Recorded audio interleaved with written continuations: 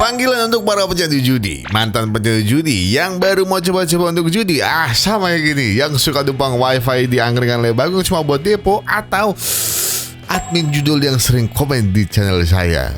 Ya Allah, kalian butuh pertolongan kan? Aduh, kasihan, mampus. Iya, hari ini saya akan kembali membawakan film tentang sang dewa judi. Tapi cerita hari ini tidak sekedar bercerita soal menang dan jackpot. Ada pelajaran hidup yang bisa dipetik, dan rasa-rasanya ini cocok kalau kalian ingin berhenti berjudi. Tapi kalau kalian gak mau berhenti berjudi ya jangan ngerepotin orang lain, tolong. Kalau susah aja, hidup udah susah kalian tambah susah. Ya Allah, primata pemberani memang kalian ini, bodoh. Ya udahlah, jadi begini ceritanya.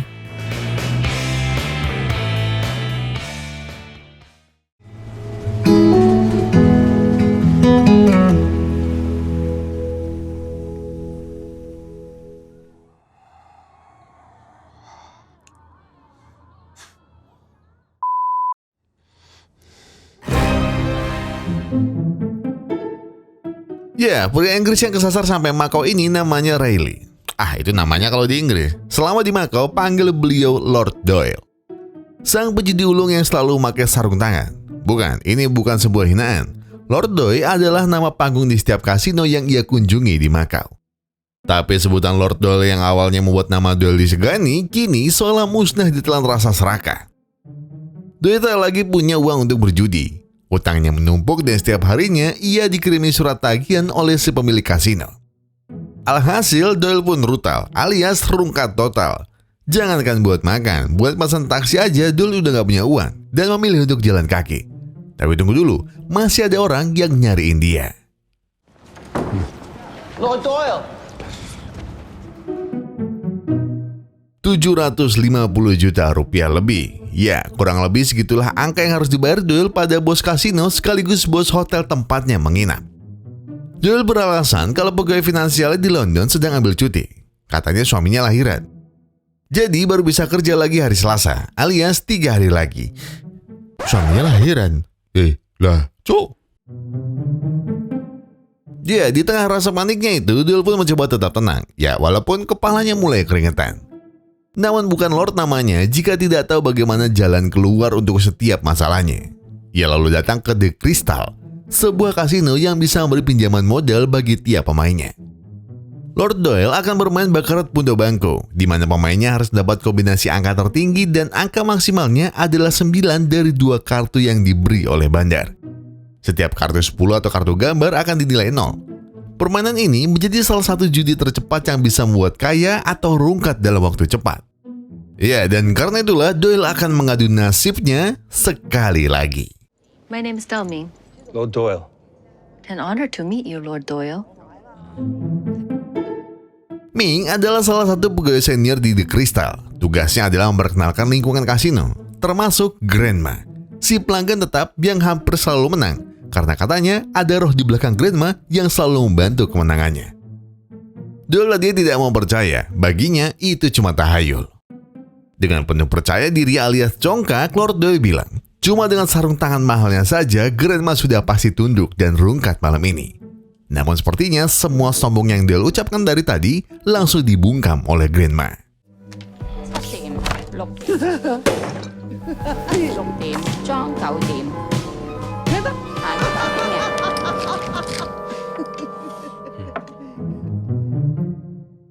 'Uang terakhirnya pun kini habis tidak tersisa. Doyle bahkan tidak bisa bayar bil untuk minuman yang ia pesan. Doming lalu mulai menjalankan pekerjaan yang lain, yaitu menawarkan pinjaman dengan bunga 15% pada Doyle. Doyle sempat mikir sebentar dan akhirnya memilih pulang dan tidak lagi berjudi. Mas bayar dulu hola. Tidur tak tenang, makan tak enak. Setiap saat mikirnya cuma kapan ya bisa bayar utang. Untungnya Doyle masih mendapat fasilitas dari kasino untuk menginap di hotel, sekaligus makan makanan yang ada di sana. Dan saat Doyle berpikir dari mana ia bisa mendapat uang, tiba-tiba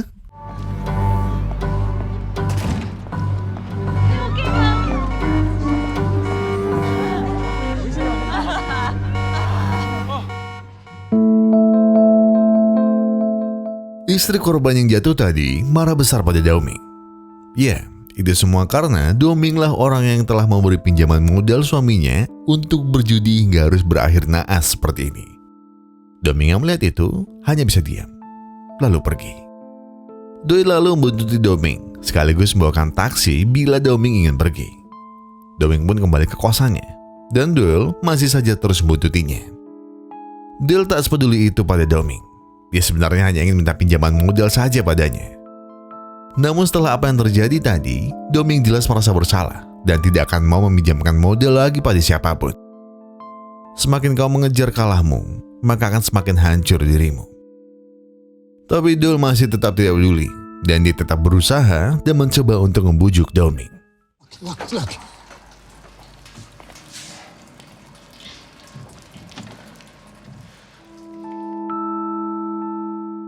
Doyle bilang pada Doming untuk tidak perlu merasa bersalah. Penjudi putus asa akan selalu mencari solusi permanen untuk sebuah masalah sementara. Dan kejadian tadi buktinya. Tapi Doming tak menjawab apapun kata Doyle. Ia justru mengambil minuman dan membahas lagi soal sarung tangan mahal yang katanya bisa membawa keberuntungan. Namun nyatanya yang datang justru kesialan. Doyle masih sempat berkelit kalau hal itu normal karena sebelumnya ia sudah sering menang. Doyle bahkan masih terus mencoba untuk mendapat pinjaman dari Doming. Tapi jawaban Doming masih tetap sama. Sekali tidak, akan selalu tidak. Doming awalnya sempat ingin menyerah, tapi Doyle coba untuk menguatkannya. Ia dulu juga sempat ingin menyerah, namun ia selalu bisa bangkit.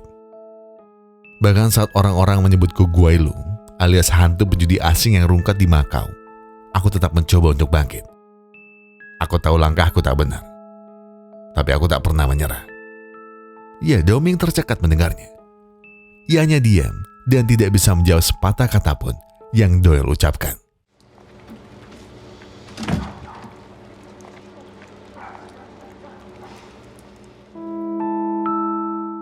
Doming lalu mengajak Doyle ke tempatnya biasa sembahyang.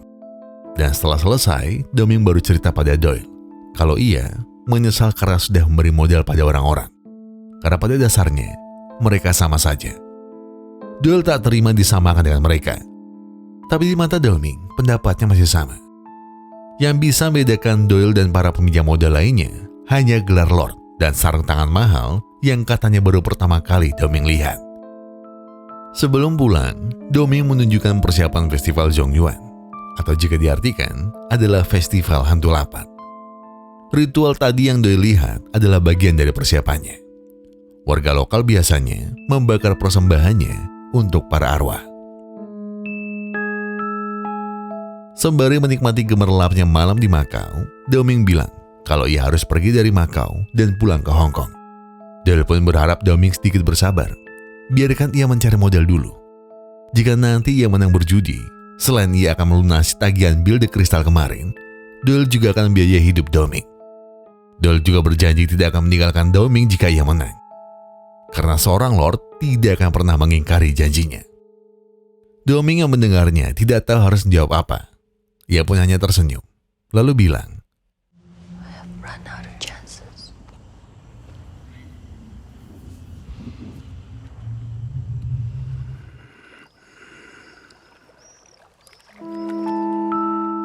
Doyle terbangun dalam kebingungan. Ia tidak tahu kemana perginya Doming. Tatap matanya hampa melihat sisi kota yang masih pagi buta. Namun semua lamunan Doyle terbuyarkan saat telapak tangan kirinya ada kombinasi angka yang tidak ia tahu apa maksud dan tujuannya. 3107-2005. Doyle tidak tahu harus apa dengan angka-angka itu. Namun yang jelas angka itu akan terus ia bawa dan terus mencari cara untuk bisa membalikan semua kekalahan yang pernah ia derita.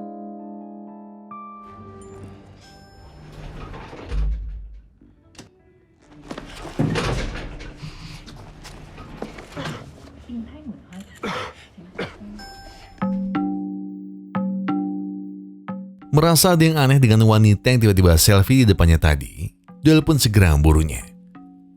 Saat Doyle semakin mempercepat langkahnya, wanita tadi pun melakukan yang sama. Hingga akhirnya, Doyle berhasil menangkapnya di toilet. Doyle awalnya minta dengan sopan agar wanita tadi menghapus fotonya. Namun jawaban demi jawaban yang tak enak mulai membuat Doyle kesal. Wanita yang memperkenalkan diri sebagai Betty ini tidak sedang memeras lalu minta uang pada Doyle. Tapi ia hanya sedang minta sebuah keadilan pada Tuan Riley. Doyle panik saat tahu Betty tahu nama aslinya. Dan ia minta uang $500 dulu jika Betty ingin keadilan. Jelas itu adalah permintaan yang tidak akan pernah Betty berikan. Tapi Doyle juga tidak pernah kehabisan akal untuk mendapat uang demi bisa berjudi lagi.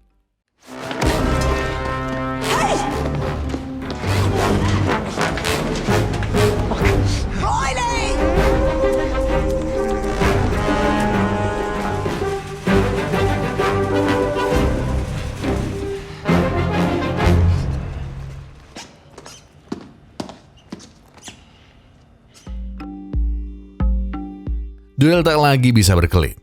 Ia terpaksa mengembalikan tas milik Betty. Tapi tentu tidak dengan HP-nya. Jika Betty ingin HP-nya kembali, maka ia harus meminjamkan $500 dulu. Betty akhirnya termakan akal bulus Doyle. Uang sudah dipinjamkan, tapi HP-nya baru akan kembali setelah ia berjudi. Lord Doyle pun membuktikan omongannya. Ia menggunakan uang $500 itu untuk berjudi dan langsung menang. Tadinya, Doyle ingin mengembalikan uangnya sebanyak 20 kali lipat. Tapi Betty masih ngotot HP-nya harus kembali. Doyle sudah jelas tidak akan mengembalikan HP-nya.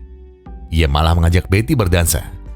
Atau jika Betty tetap menolak, ambil $10.000. Jika tidak, ya sudah, kau tidak akan dapat apa-apa. Dan iya, Betty masih teguh dengan pendiriannya dan sama sekali tidak menerima uang darinya. Well, at least take the 500 I owe you. Keep it. You'll only blow it all on the next round of baccarat. Benar apa kata Betty tadi? Doyle akhirnya menggunakan uangnya untuk berjudi lagi. Ia masih penasaran apakah ia benar-benar bisa mengalahkan Grandma atau tidak. Dan rasa penasaran dari seorang penjudi hanya akan berakhir pada sebuah kekalahan.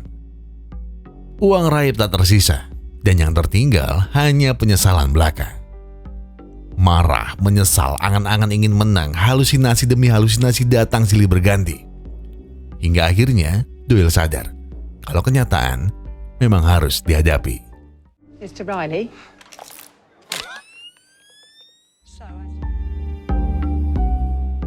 Betty kembali. Keadilan yang ia inginkan belum ia dapatkan. Betty tentu bukan nama aslinya. Karena ia sebenarnya adalah detektif yang datang dari Inggris untuk menuntut segala bentuk penipuan yang Riley lakukan pada para wanita Sultan Parubaya. Bahkan Riley berani memalsukan kematiannya demi menghindar dari tanggung jawab atas penipuannya yang telah merugikan sampai di angka 384.000 pound sterling alias 8,5 miliar rupiah. Uang-uang yang pada akhirnya lenyap dalam meja kasino. Betty tak lagi datang untuk negosiasi. Dalam waktu 24 jam, Riley harus mengembalikan semua uangnya. Atau kepolisian setempat akan mendeportasi Riley ke Inggris dan kasusnya akan naik ke pengadilan. You have 24 hours, Mr. Riley. Tak tahu harus mencari ketenangan di mana, Doyle pun mencari Doming lagi ke kosannya. Tapi hasilnya masih sama. Doming masih menghilang entah kemana. Saat Doyle putus asa, ia tiba-tiba melihat ada secari kertas keluar dari pintu kamar. Dan kertas itu menunjukkan sebuah pulau bernama Lama. Doyle tak paham itu di mana, tapi yang jelas ia akan ke sana. Doyle tahu ia tidak ada uang untuk ke sana. Dan karena itulah ia harus menagih hutang dulu pada Lipet, temannya selama di Makau. Hutang $8.000 dari Lipet harus dibayar segera karena Doyle akan ke Hong Kong 3 jam lagi. Lipet dengan santainya bilang kalau ia hanya punya $2.000. Tapi ada satu lagi yang membuat Doyle lebih emosi. Tiba-tiba Lipet manggilnya dengan nama Riley. Nama yang harusnya Lipet tak tahu karena mereka baru kenal saat di Makau. Doyle pun perlahan-lahan mulai paham. Orang yang melaporkan di mana Doyle pada Betty adalah Lipet. Doyle jelas marah dan menghina Lipet sebagai orang yang tidak tahu malu. Lipet sama sekali tak menyangka. Iya, dia memang orang yang tidak tahu malu. Dan Doyle disarankan melakukan hal yang sama. Doyle mulai menyerah. Bahkan ia mulai berpikir untuk menyudahi hidupnya sendiri. Namun Lipet minta Doyle untuk tidak gegabah. Ia lalu bercerita tentang sebuah kisah penjudi saat di akhirat sana. Mereka akan terbangun di sebuah kasino mewah. Berbagai wanita ada di sekelilingnya. Lalu mereka akan menang, menang, dan menang. Iya, memang begitulah penjudi dengan semua khayalannya. Karena pada nyatanya, kemenangan akan jauh lebih cepat menghancurkan dibandingkan kekalahan. Sembari terus memikirkan apa kata Lipe tadi, Duel akhirnya benar-benar pergi ke Hong Kong. Duel sempat singgah sejenak untuk makan di hotel mewah. Sama seperti kehidupannya saat di Makau. Dan semua juga masih sama. Duel sebenarnya tak punya cukup uang untuk bayar makanan dan minumannya. Namun karena ia terus didesak oleh pegawai restonya, Duel mulai panik. Dan bukannya uang yang ia keluarkan, tapi justru secari kertas bergambar Pulau Lama.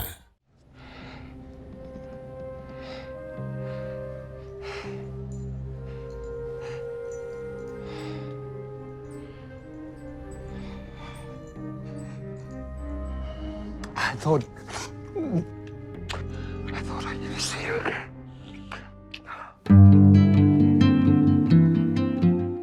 Iya, Doily akhirnya kembali bertemu Doming lagi. Dan ia lagi-lagi merepotkan Doming karena tidak membawa uang. Namun kali ini, Doming tampak lebih tenang. Setidaknya hingga...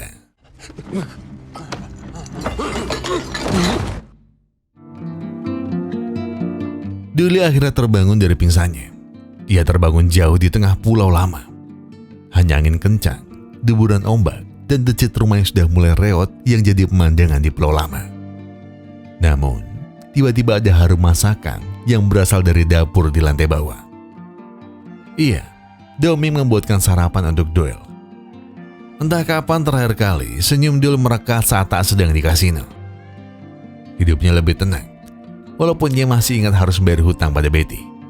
Tapi kata Doming, kembali ke Makau sekarang bukan pilihan yang tepat. Sama seperti pesan Doming dulu. Semakin kau mengejar kalahmu, maka akan semakin hancur dirimu.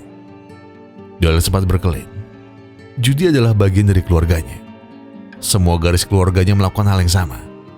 Alkohol dan judi seperti sudah menjadi jalan hidupnya. Doming tertawa. Apa sarung tangan mahal juga datang dari nenek moyangnya? Padahal Doming sudah tahu kalau itu cuma sarung tangan biasa buatan warga lokal Makau.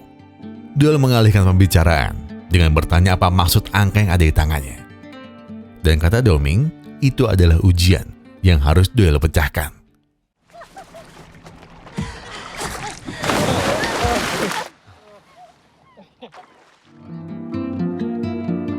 Malam harinya, Doming menantang Doyle untuk saling bertanya, tapi mereka harus menjawab jujur. Doyle pun menerimanya. Doming kemudian bertanya, sebenarnya Doyle kabur itu kabur dari apa? Dan Doyle akhirnya jujur untuk yang pertama kalinya. Aku tak hanya sekedar penjadi judi. Aku juga seorang penipu wanita Sultan Keraya. Aku menggelapkan uangnya, lalu pergi jauh dari sana. Ya, aku tahu itu semua salah. Tapi senang rasanya bisa jujur padamu. Dan kali ini giliran Doyle untuk bertanya, kenapa Doming selalu mau membantunya? Doming lalu bercerita soal masa kecilnya. Ia dilahirkan di lingkungan yang menganggap anak perempuan itu sampah. Dan saat Doming mulai remaja, ia lalu mencuri uang ayahnya, kemudian pergi ke kota untuk bekerja. Seminggu kemudian, ayahnya baru pulang karena beban pikiran yang terlalu besar. Sejak saat itu, Doming berharap dari hasil kerjanya, ia bisa merubah nasib ibunya dan membawanya ke kota. Tapi, ibunya ternyata menolak. Ibunya tetap tidak memaafkannya. Dan Doming akhirnya paham kalau tiap manusia harus punya rasa cukup. Karena jika tidak, mungkin roh mereka nanti akan menjadi bagian dari festival Zongyuan, alias hantu lapar.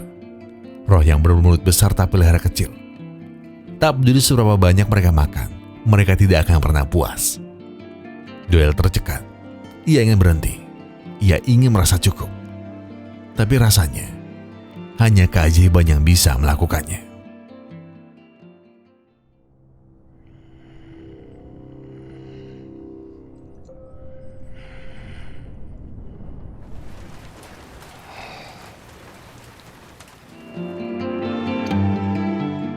Sentuhan tangan Doming terasa sangat jelas di pipi Doyle. Tapi anehnya saat ia bangun, ia tidak menemukan Doming sama sekali. Bahkan Doyle harus memasak dan mengambil ikan sendiri hanya demi bisa makan siang. Tapi lagi-lagi, Doming tetap tidak pulang. Dan setelah kekosongan itu, pulau lama terasa kosong dan hampa bagi Doyle. Lamunan Doyle seketika buyar saat ia melihat ada rumah apung lain di samping rumah Doming. Tapi sayangnya, rumah itu dalam kondisi yang masih digembok, dan Doyle tidak tahu berapa kode gemboknya. Tapi tiba-tiba, Doyle ingat. Dia ingat dengan angka di tangannya. Dan ia pun mencoba kombinasi angka itu di gemboknya.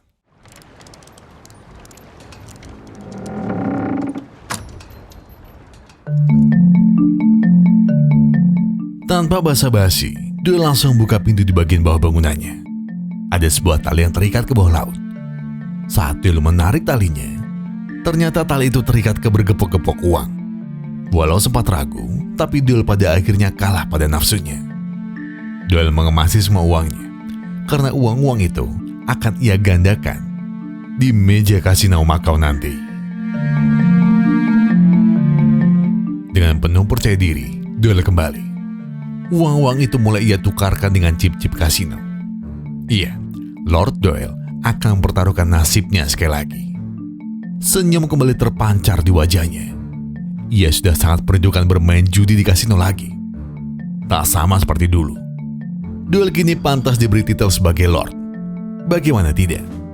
Doyle terus-terusan menang. Berbagai kasino di Macau ia jajaki, dan tidak satu pun yang bisa menaklukkannya. Gelar dewa judi kini melekat pada namanya, sampai tak ada seorang pun yang bisa menjatuhkannya.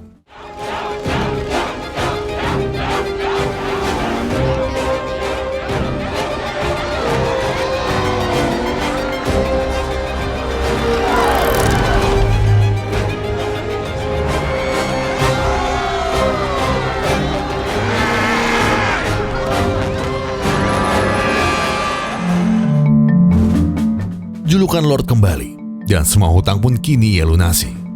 Pertama, ia akan bayar hutang 750 juta rupiahnya. Doyle pun langsung melunasinya 800 juta rupiah. Katanya, sisa uangnya biarkan di sini saja untuk pesta para karyawan nanti. Tapi kini Doyle dalam ancaman. Reputasinya sebagai dewa judi mulai diincar para pemilik kasino. Melalui CCTV yang ada di kasino, Doyle dianggap bermain bersama roh yang berada tepat di belakangnya. Doyle jelas tak percaya tahayul itu. Namun bagi pemilik kasino dan orang Asia lain, roh dan hal semacamnya memang mereka percaya. Dan Doyle diminta untuk tidak bermain lagi di kasino manapun yang ada di Macau. Larangan-larangan inilah yang kembali membuat Doyle gelisah. Sayup-sayup terdengar suara Doming yang bilang belum terlambat jika Doyle ingin berhenti. Doyle coba melawan, namun halusinasinya justru semakin kuat.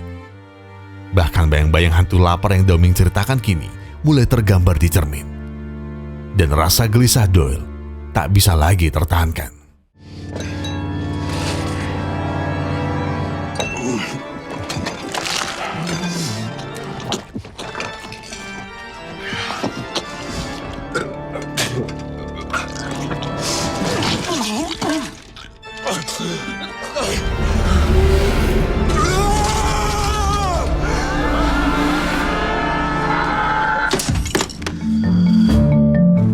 Doyle benar-benar tak tahan. Ia memaksa bos kasino tadi untuk menerimanya bermain di sana. Dan Doyle serius. Ia hanya butuh satu permainan terakhir. Satu permainan terakhir saja.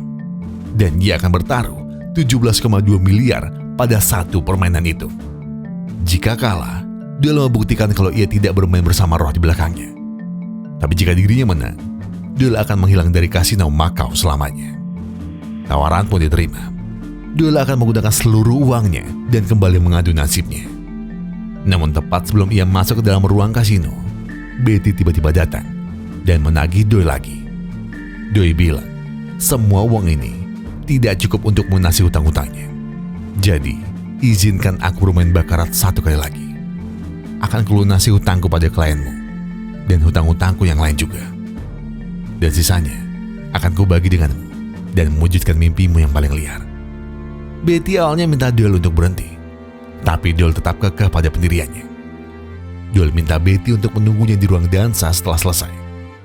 Dan dia berjanji pada Betty, dia hanya butuh satu permainan. Dia berani berjanji karena seorang lord tidak pernah mengingkari janjinya. I'm asking you to dance.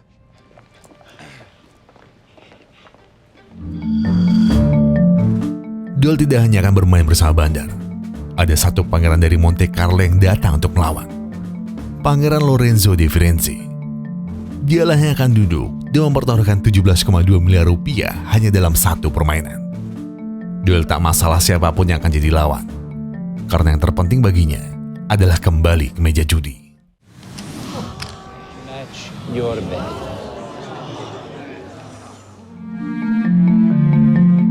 Kartu mulai dibagikan pada Doel. Kartu pertama dan kedua ia buka perlahan-lahan. Sementara Pangeran Lorenzo berharap angka kombinasi yang Doel dapat adalah angka kecil. Dan benar saja, Lord Doel mendapat angka 11. Dan aturan modulated pun berlaku. Jika kombinasi yang didapat lebih dari 10, maka angkanya akan dikurangi 10. Yang berarti Doel hanya mendapat angka 1. Tapi ia nanti akan mendapat satu kartu lagi untuk menentukan angka finalnya. Kali ini, giliran Pangeran Lorenzo mengeluarkan kartunya. Dan angka yang ia dapatkan adalah 7. Angka yang cukup jauh jika dibandingkan dengan milik Doel. Nasib Doel hanya tersisa di satu kartu terakhirnya. Semua matanya menatap cemas. Begitu pula dengan Doel yang sebenarnya tidak terlalu yakin dengan angka pada kartu terakhirnya.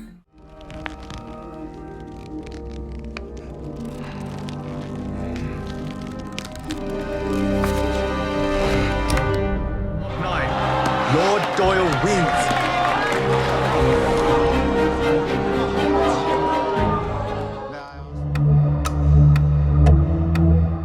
Iya, Lord Doel kini dinobatkan sebagai dewa judi dengan hasil kemenangan terbesar sepanjang sejarah kasino Macau.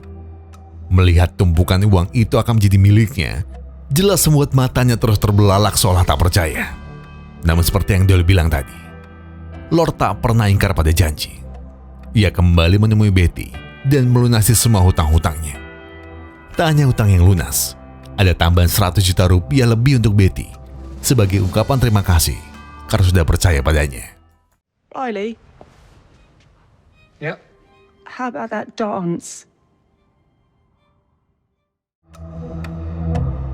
Semua orang mengucap selamat kepada Lord Doel, tak terkecuali karyawan hotel tempatnya biasa menginap. Kemenangan besarnya memang membuatnya besar kepala.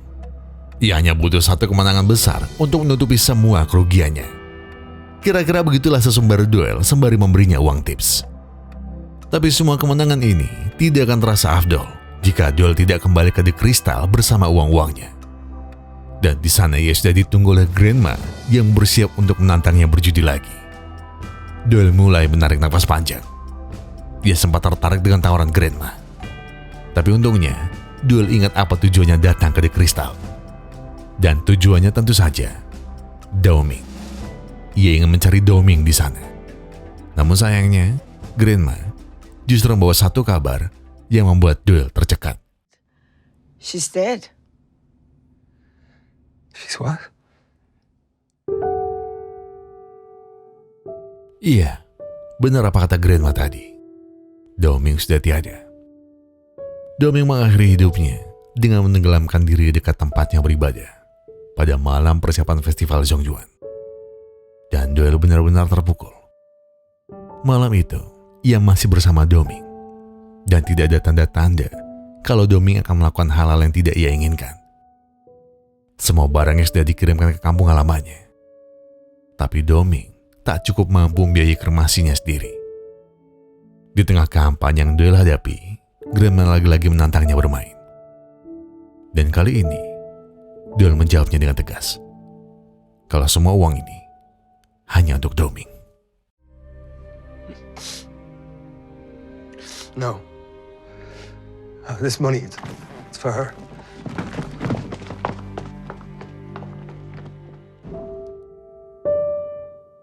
Doel kembali mencari Daoming di kosannya. Tapi apalah daya, tak ada lagi Daoming. Atau sekedar bayang-bayangnya saja, ia tetap tidak ada. Kenyataan kalau Daoming telah tiada, perlahan membuat mata Doel terbuka. Kalau halusinasinya sudah terlalu jauh. Iya, Doyle sudah terbutakan dengan uang hingga tak tahu lagi mana hayalan, mana kenyataan. Apa yang terjadi selama di Hotel Hong Kong ternyata hanyalah awal dari segala angan-angannya. Doyle tak sadar dengan semua ucapan Doming yang ingin pulang ke Hong Kong. Ia tak sadar dengan pesan tersirat yang Doming ucapkan. Dan ia sadar, semuanya karena matanya sudah dibutakan oleh uang dan perjudian. Lord Doyle mungkin tak ingkar janji, tapi membuatnya tak benar-benar peduli pada orang di sekitarnya. Sekarang, yang tersisa hanyalah penyesalan. Penyesalan yang mungkin akan bertahan selamanya. Dan semua sudah berakhir. Doyle datang ke Pulau Lama seorang diri. Di sana pun ia juga mencari makanannya sendiri. Bahkan sentuhan tangan yang sempat Doyle rasakan itu bukanlah di Pulau Lama, tapi di tepian kuil tempat Doming biasa beribadah. Alias, tepat sebelum Doming menenggelamkan dirinya sendiri.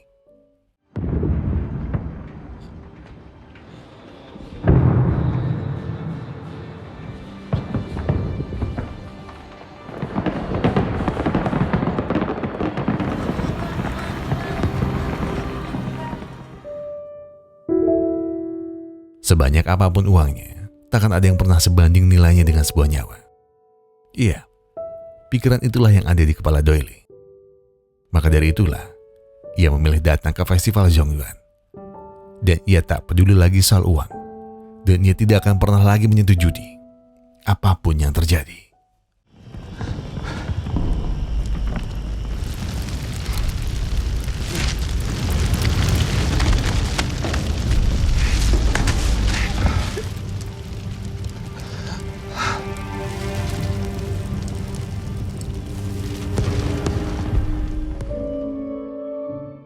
Lord Doyle atau Tuan Riley. Apapun orang memanggilnya, kini yang tersisa hanyalah sesal dan derita. Tak peduli seberapa besar kemenangannya, tak peduli dengan titel Dewa Judi yang sudah tersemat pada namanya. Jika Doyle diberi pilihan untuk tetap kalah dan Doming ada di sisinya, atau menang tapi Doming tiada, Doyle akan 1000 kali memilih tetap bersama Doming. Orang yang mau membantu dan menerimanya, tak peduli seberapa buruk dirinya. Andai Doyle sadar lebih cepat, mungkin ia tak akan sibuk mencari uang dan mengejar kekalahan yang sudah ia alami. Dan ia mungkin akan terus menemani Doming, atau setidaknya tahu kondisinya sedikit lebih cepat dan tak perlu mengalami hal-hal seperti ini.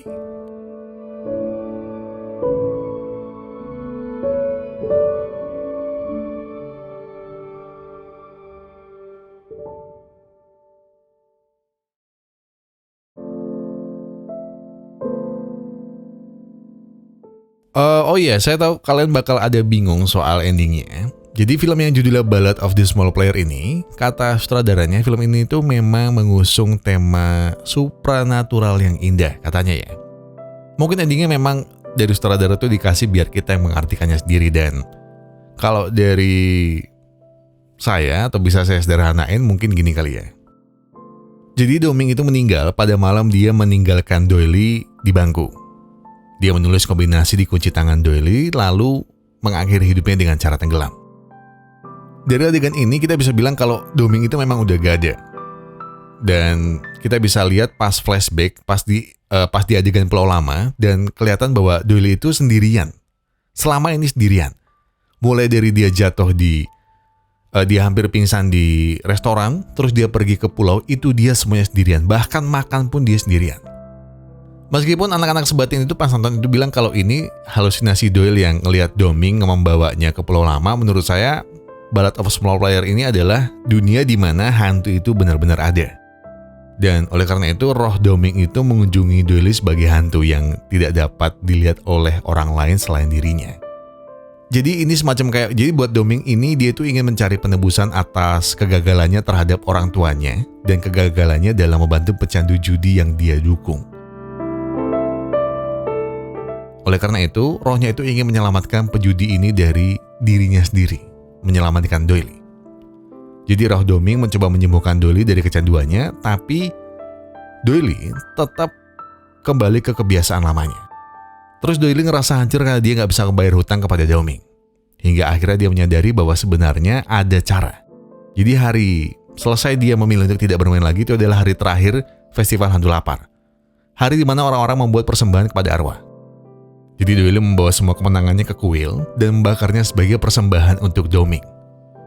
Terus dia kembali ke bangku tempat dia terakhir kali melihat Doming hidup, di mana dia menonton kembang api festival dengan senyum. Ya mungkin bahasa gampangnya adalah penebusan dosa ya. Ada sih penjelasan spiritualnya secara ajaran Buddha, tapi karena saya takut salah, mungkin dari kalian ada yang bisa membantu menjelaskan. Untuk sekedar berbagi aja kalau sebenarnya kita semua itu dalam hidup selalu diberi pilihan. Cuma kita sering gak sadar dan sering bilang kalau hidup kita terjepit tanpa punya pilihan apapun. Karena kadang jawabannya gak jauh-jauh dari membuang ego dan juga harga diri. Kadang dua hal itu yang membuat kita terjepit sendiri. Jadi, berhentilah mulai sekarang. Judi bukanlah jalan pintas untuk memperkaya diri. Ia hanyalah lubang yang sudah seharusnya kau hindari. Dan itu bukan untuk dicicipi atau justru malah kau nikmati. Saya Gogunas dan Tempus Rebel Glory mengucapkan terima kasih. Terima kasih buat kalian sudah nonton video sampai habis. Terima kasih banyak sudah memberikan like. Terima kasih banyak sudah memberikan komentar, mensubscribe dan juga mencet tombol thanks-nya. Karena apapun yang kalian lakukan untuk channel ini sudah sangat membantu channel ini berkembang sampai hari ini. Dan sebagai penutup, saya pengen bilang ke kalian semua, kalau kalian lagi ada banyak masalah yang berat banget, yang tenang. Gak perlu buru-buru, gak perlu nyusu-nyusu. Selesaikan semua dengan kepala yang dingin. Jadi sekarang tarik napas, buang, tenggak kopinya, ambil koreknya dan sebatin aja dulu.